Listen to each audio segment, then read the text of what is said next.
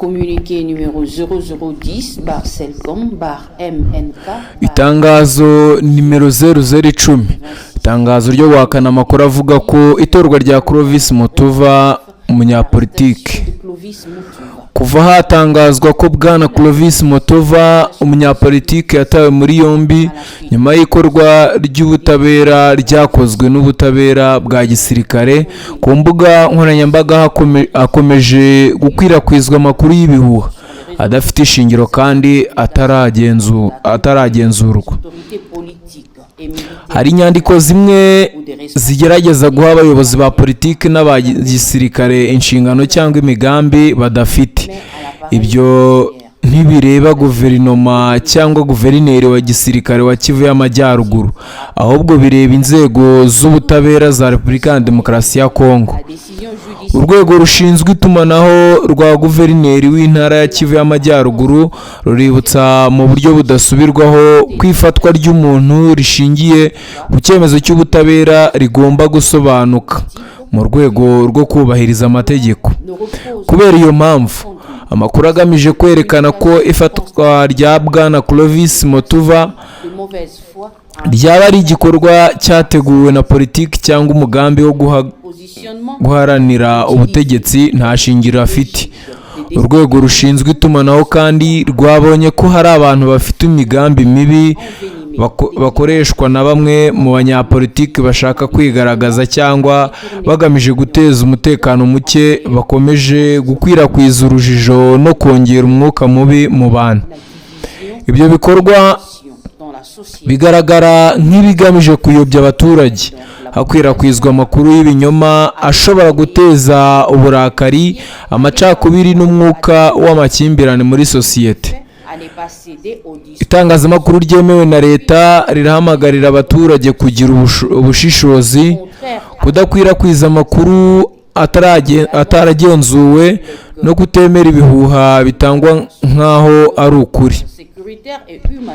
Abaturage barasabwa kandi kudashukwa n'abantu bashobora gukoresha umutekano muke kugira ngo bagere ku nyungu zabo mu buryo bunyuranyije n'amahoro n'umutekano. Ni ngombwa kandi kwibutsa ko intara ya Kivu y'Amajyaruguru ikomeje guhura n'ibibazo by'umutekano n'ubutabazi bw'ikiremwamuntu bitewe n'iterabwoba rikomeje guterwa imitwe yitwaje intwaro, cyane cyane mu bice bimwe abaturage bagitegekwa n'igitugu cy'umutekano muke. Muri ibi bihe, ibikorwa bigamije gutuma imijyi ihagarika ibikorwa, guhungabanya serivisi z'ingenzi cyangwa guteza umutekano muke, nta wundi bifasha uretse abanzi b'amahoro. Baba bategereje kubona intege nke n'amacakubiri mu baturage kugira ngo babikoreshe mu nyungu zabo. Mu gihe hibutswa ko ubutabera bufite inshingano zabwo kandi ko hari itandukaniro hagati y'ububasha bw'ubutabera n'ubw'ubutegetsi nyubahiriza tegeko, urwego rushinzwe itumanaho ruributsa ko guverineri wa gisirikare wa Kivu y'Amajyaruguru mu nshingano ze nk'umuyobozi w'ibikorwa bya gisirikare akomeje gushyira imbaraga mu gucunga no kurinda umutekano w'intara.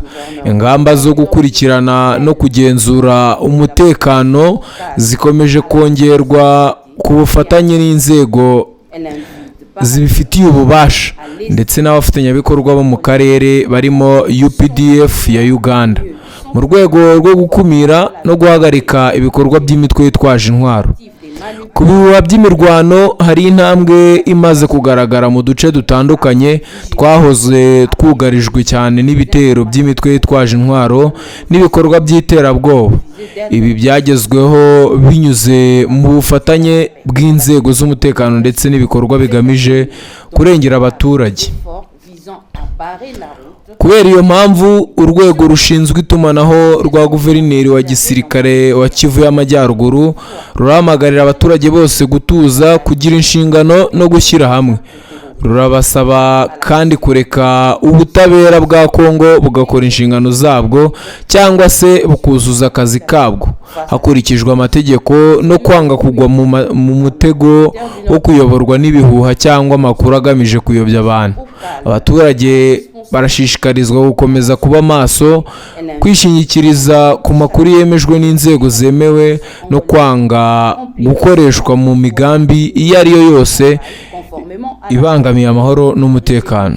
Ku bw'urwego rushinzwe itumanaho rwa guverineri wa gisirikare wa Kivu y'Amajyaruguru bikorewe i Beni.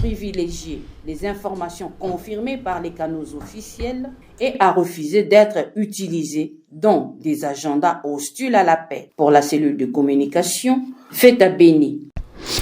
Ego kangushimire cyane wowe ukurikira ibiganiro byacu bya The Quick Times News. Ni amakuru akomeje kuvugisha abantu benshi mu ntara ya Kivu y'Amajyaruguru muri Repubulika Iharanira Demokarasi ya Kongo ku kibazo cy'uko ifatwa ry'umuturage akaba n'umuntu ukora ibikorwa byo guharanira uburenganzira bw'abaturage uzwi ku izina rya Clovis Mutsuva. Clovis Mutsuva azwi kandi nk'umwe mu bantu bafitanye isano n'ishyaka Ensemble riharanira politiki riyobowe na Moise Katumbi. Makuru mashya rero yatangajwe ndetse n'itangazo nk'uko nari ndi kugerageza kuri gushyira mu Kinyarwanda. Ibiro bishinzwe itumanaho by'umuyobozi wa gisirikare muri Kivu y'Amajyaruguru byahakanye amakuru yavugaga ko Evariste Kakule Somo yaba yaragize uruhare mu ifatwa rya Clovis Mutsuva. Ni itangazo n'ubundi n'abantu mwumvige François ndare bashyiramo mu kanya mu ryumve, ariko nicyo nakita nyine nk'imvuru cyangwa se kutumvikana ku mpande zigiye zitandukanye. Clovis Mutsuva ni umuturage uzwi cyane mu bikorwa byo kuvuganira abaturage, ahanini azwi ku rwego rwa politiki no mu bikorwa bijyanye no gukangurira abaturage kugira uruhare mu bibazo bibareba. Mutsuva kandi afitanye isano na Ensemble, ishyaka rya politiki riyobowe na Moise Katumbi.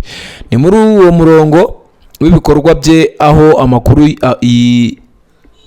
yifatwa rye yatangiye gukwirakwira, bituma havuka ibibazo byinshi ku bijyanye n'ababa bafite uruhare muri icyo gikorwa. Mu gihe amakuru nk'aya akwirakwira, ikibazo gikomeye kiba ari ukumenya neza uwafashe uwo muntu, cyane ko nyine impamvu ziba ari nyinshi. Se yafashwe kubera iyo mpamvu nawe wayibaza, se nirabigizemo uruhare, se n'izi nzego zaba zaragize uruhare muri icyo gikorwa. Ni muri urwo rwego izina rye General Major Evariste Kakule Somo yatangaje ririya tangazo n'ubundi mwarebaga. Ubwo General Major Evariste Kakule Somo niwe muyobozi wa gisirikare wa Kivu y'Amajyaruguru. Ibiro bishinzwe itumanaho by'umuyobozi wa gisirikare wa Kivu y'Amajyaruguru byahakanye ku mugaragaro uruhare rwa Evariste Kakule Somo mu ifatwa rya Clovis Mutsuva. Ubu butumwa busobanuye ko amakuru ahuza umuyobozi wa gisirikare wa Nord Kivu Kivu y'Amajyaruguru n'ifatwa rya Mutsuva atari ukuri nk'uko ibyo biro bibitangaza. No kuvuga ko nk'uko ubuyobozi bwa gisirikare bubivuga, Evariste Kakule Somo atagize uruhare muri icyo gikorwa cyo gufata Clovis Mutsuva. Iri tangazo ryatangajwe ndetse rinatangwa n'akagari gashinzwe itumanaho ku muyobozi wa gisirikare wa Kivu y'Amajyaruguru. Ni ingenzi gutandukanya ibi byatangajwe n'ibindi bivugwa ku mbuga nkoranyambaga, kuko amakuru akwirakwira ku mbuga nkoranyambaga yo ari kuvuga ko hari uruhare uyu muyobozi yabigizemo. Kugeza ubu cyavuzwe ku ruhande rw'ubuyobozi bwa gisirikare muri Nord Kivu nuko Evariste Kakule Somo ari nawe muyobozi nyine wa gisirikare adafite uruhare mu ifatwa rya Mutsuva. Kuki bundi ushobora kuba wakibaza ngo ese kubera iki izina rya Evariste Kakule Somo ryari ryavuzwe n'ubundi? Evariste Kakule Somo uyu ni umwe mu bayobozi bakomeye mu nzego z'umutekano muri Kivu y'Amajyaruguru. Kubera inshingano afite, ibikorwa bijyanye n'umutekano muri iyo ntara bikunze gukurikiranwa cyane, ndetse nawe ubikurikirana nyine muri iyi ntara, ndetse imaze n'igihe iri mu bibazo bikomeye by'umutekano, bityo ibikorwa by'inzego z'umutekano bikaba bikurikiranwa n'abaturage, abanyapolitiki ndetse n'abakora ubuvugizi.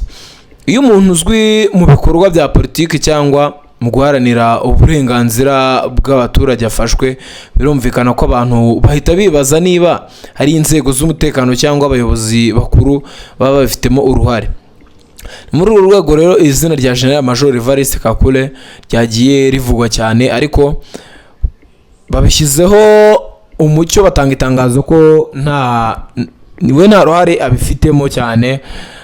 Ubwo nuko bimeze. Clovis Mutsuva avugwa kandi nk'umuntu ubarizwa muri ensemble y'ishyaka rya politike rya Moise Katumbi nk'uko nabikubwiye, bituma ikibazo cy'ifatwa rye gifite n'uruhare ndetse n'uruhande rwa politike. Mu gihe Repubulika ya Demokarasi ya Kongo ikomeje guhura n'ibibazo bikomeye bya politiki n'umutekano, amakuru arebana n'abanyapolitiki, abakora ubuvugizi n'abaturage bakora ibikorwa bya politiki akomeza gukwirakwira ndetse agakurikiranwa cyane. Iyo umuntu ukora rero ibi byose akora n'ishyaka rya politiki afashwe, amakuru y'icyo gikorwa ashobora guhita ahuzwa n'impamvu za politiki, ndetse cyane ko baba banahanganye. Nyine avuga ngo ni impande ebyiri ziba zihanganye.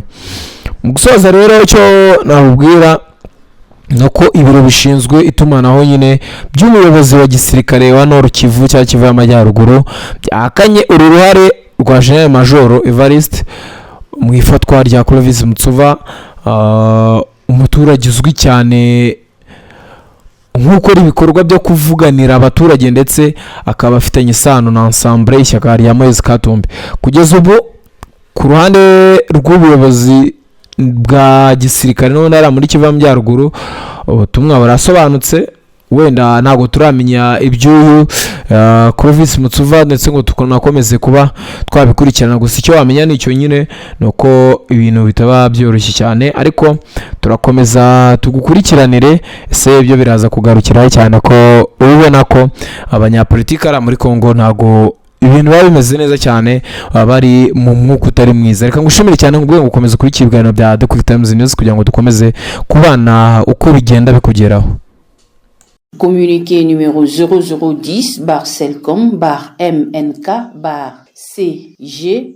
0010-MNK-CG-2026. Communiqué de démenti sur le rumeur relatif à l'arrestation de Clovis Mutsuva, acteur politique. Depuis l'annonce de l'arrestation de M. Clovis Mutsuva à la suite d'une procédure diligentée par la justice militaire, des rumeurs infondées et des allégations non vérifiées circulent avec insistance sur les réseaux sociaux. Certaines publications tentent d'attribuer à des autorités politiques et militaires des intentions ou des responsabilités qui n'appartiennent pas au gouvernement ni au gouverneur militaire du Nord Kivu, mais à l'appareil judiciaire congolais. La cellule de communication du gouverneur des provinces du Nord Kivu tient à rappeler avec fermeté que toute arrestation relative à la décision judiciaire doit être comprise dans le cadre strict de la loi. Par conséquent, les affirmations qui cherchent à présenter l'arrestation de M. Clovis Mutsuva comme le résultat d'un plan politique ou d'une manœuvre de pouvoir ne reposent sur aucun fondement. La cellule de communication constate également que de personnes de mauvaise foi instrumentalisées par certains acteurs politiques en mal de positionnement ou utilisées dans des logiques de déstabilisation s'emploient à alimenter la confusion et à envenimer le climat social. Ces comportements visent manifestement à détourner l'opinion publique en créant de fausses informations capables de provoquer la colère, la division et les tensions dans la société. La communication officielle appelle donc la population à la prudence, à ne pas relayer les contenus non vérifiés, à ne pas croire à des rumeurs présentées comme des faits, à ne pas céder au discours de ceux qui profitent du désordre pour servir les intérêts contraires à la paix et à la stabilité. Il est également important de rappeler que la région du Nord Kivu traverse une période de crise sécuritaire et humanitaire marquée par la persistance des menaces des groupes armés, notamment dans certaines zones où la population vit sous pression. Dans ces contextes, les manœuvres visant à créer une ville morte, à perturber les activités essentielles ou à nourrir l'instabilité ne profitent qu'aux ennemis qui observent chaque fracture sociale pour avancer, tout en rappelant le rôle de la justice et la séparation du pouvoir judiciaire et celui exécutif. La cellule de communication rappelle que le gouverneur de province du Nord Kivu, en sa qualité de commandant des opérations militaires, reste mobilisé pour la sécurisation de la région. Des mesures de surveillance et de contrôle sont renforcées, notamment en coordination avec les forces habilitées et avec les partenaires régionaux, dont les UPDF de l'Ouganda, dans le cadre des efforts visant à barrer la route aux groupes armés. Sur terrain, des avancées sont déjà observées dans plusieurs localités autrefois davantage exposées aux attaques de groupes armés et aux actes terroristes grâce à l'action combinée de services de sécurité et aux initiatives de la protection de la population. Face à cette situation, la cellule de communication du gouverneur militaire du Nord Kivu appelle l'ensemble de la population au calme, à la responsabilité et à la solidarité. Elle invite par ailleurs chacun à laisser la justice congolaise accomplir son devoir, mieux son travail, conformément à la loi, et à rejeter toute tentative de manipulation fondée sur des rumeurs. La population est donc priée à rester vigilante, à privilégier les informations confirmées par les canaux officiels et à refuser d'être utilisées dans des agendas hostiles à la paix. Pour la cellule de communication, Feta Beni,